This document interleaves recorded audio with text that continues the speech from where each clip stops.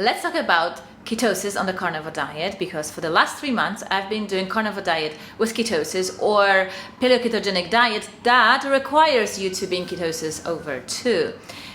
It's been a while since I was in continuous ketosis, mostly because of getting pregnant and breastfeeding and then getting pregnant again. And now that I'm done with all of it, I'm back to doing strict PKD, paleo-ketogenic diet, and that means ketosis over 2. So let's talk about it. Welcome back to my channel. I'm Sylvia. I'm a carnivore diet coach and a big city mom. This time I took it slow. I really wasn't rushing to get into ketosis, and it is usually the opposite what people do, because they want to get into ketosis as soon as possible to alleviate some of the withdrawal symptoms from carbohydrates. But I had a sort of mental resistance to this sudden switch from glucose metabolism to ketone metabolism, so I wanted to ease myself to it. So I gave myself about 10 days to get into ketosis, and I was slowly increasing the amount of proteins and fat and withdrawing everything else. Now, I wasn't eating a lot of carbohydrates. It was a piece of fruit a day, maybe some honey, but that's about it. In the past, each time I had to go into ketosis, it was a torturous process. Now, I would get into ketosis relatively quickly, but still my cravings for carbohydrates and sugars were through the roof. My mood was really off, and ketosis weren't really helping. It was quite different this time, and I suspect it's because of how little of carbohydrates I was eating to begin with this time.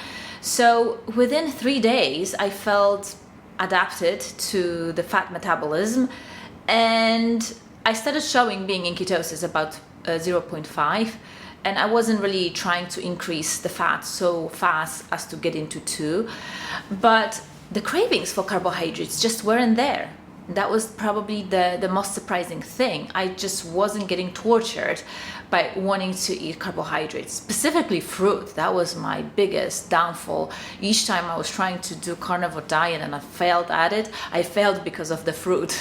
Within a few days, I was over 1, then 1.4, and then suddenly it was 1.8, 2.6, 2.8, and yeah, I was actually quite surprised. I was adding lots of fat, and I was doing it more intuitively. About 80% of my daily calorie intake was from fat. So I was eating mostly fatty meats and adding some extra tallow. That's pretty much all I did. And it took about 7 days to be in full-blown ketosis. So let's talk about transition symptoms, because they occurred as well this time. They just weren't as intense as the first time when I did ketosis. So as I mentioned, my mood was relatively even and sustained, and it only improved when I got into ketosis.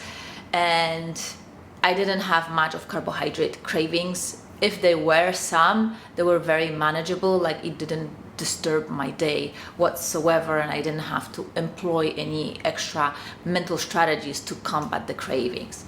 I did, however, had a lot of water dumping. I was going to the bathroom like crazy, and I was craving lots of salt. So I was drinking some extra water, and then I started adding electrolytes, and that helped the whole process. But there was one day where I forgot to take care of my electrolytes, and I was very busy. It was a busy day at work and busy day at home. There was a lot going on, so I wasn't listening to my body. The next morning, like really early morning, I woke up with a massive headache and terrible cramps in both of my calves. So I walked out to the kitchen. I was trying to walk out to the kitchen, and then I got this really awful heart palpitation.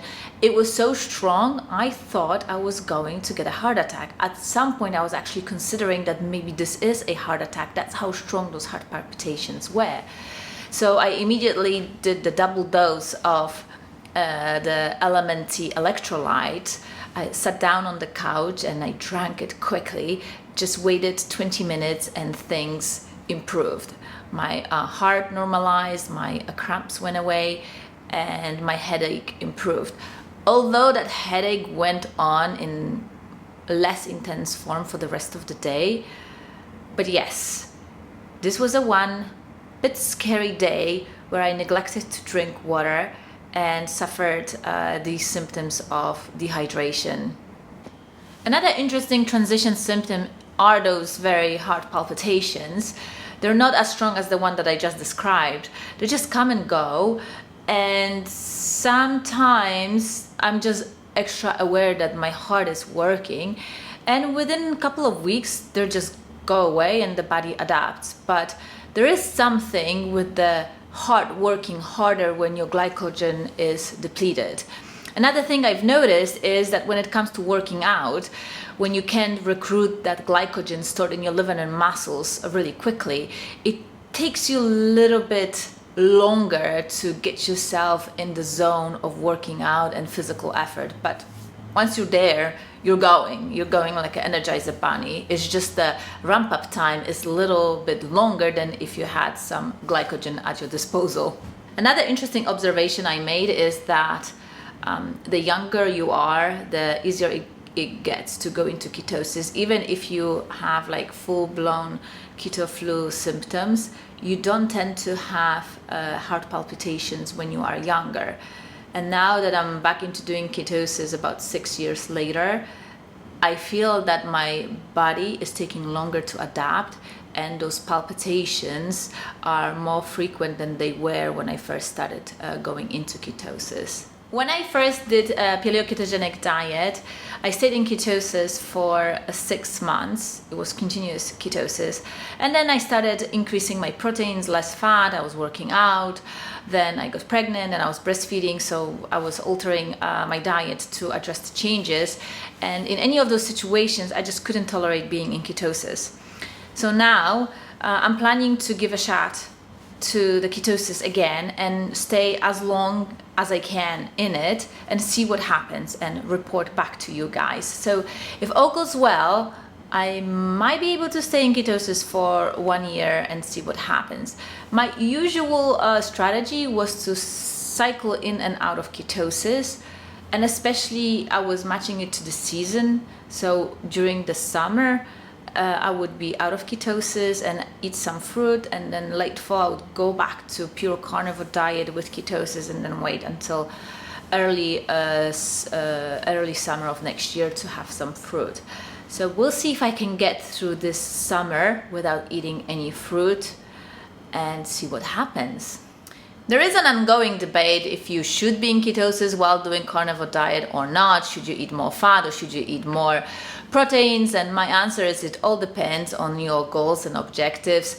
My rationale for going into ketosis is that I had a history of inflammatory conditions, rheumatoid arthritis, and one of the properties of ketosis is that it shuts off your inflammatory pathways and opens up anti-inflammatory pathways. So to address rheumatoid arthritis, I thought it was a good idea. I really been in love with the paleo-ketogenic diet, and it is an expectation of the diet to be in ketosis over 2, so I complied with this as well. But I do feel very well in ketosis. It is something that I really enjoy. I haven't been in ketosis for such extended period of time, so I'm actually curious how my body will respond. One of the main complaints about ketosis is that it affects people's sleep, and I couldn't relate to it way back when, but now that I got older, I started noticing some issues with being in ketosis and having issues with sleep. So it seems to be the case with ketosis that your sleep becomes a lot more efficient and you don't need that much sleep. However, if I am in ketosis like approaching 3 and 3.5, my sleep gets wrecked, period. So I'll sleep from 10 till 2 and then I'm up and I can do push-ups, I can run a marathon, but then I won't sleep for the rest of the night, and then midday of the next day hits and then I'm really, really tired. So it isn't really practical because I don't have a place to take a nap at noon the next day. So what I had to do for myself, I have to control my ketosis not to go too high. So if it's around 1.82, I'm okay, sleep is fine. But if I start going 2.5, 3, 3.5, forget it. I will not be sleeping. I'll be running on 3 hours of sleep and I will feel like I'm a crazy person. If you are considering a carnivore diet with ketosis, I hope this video is really helpful to give you some insight as to what it looks like and what the process is. And I would say that if you are dealing with the inflammatory condition, you have a mood disorder, you want to support a recovery from cancer with diet, ketosis might accelerate the whole healing process and be really complementary to a carnivore diet. Now, if you are one of those rare people that don't do well with ketosis, or you don't want to bother with ketosis because it's just too much work, or you have to eat too much fat, you will be also successful on a carnivore diet that is driven by a high protein intake. But give a try to ketosis. Alright, so this will do it for this week's video. If you haven't yet subscribed, hit that notification bell. If you'd like to be coached by me, the links are in the description box, and I will see you in my next video. Bye!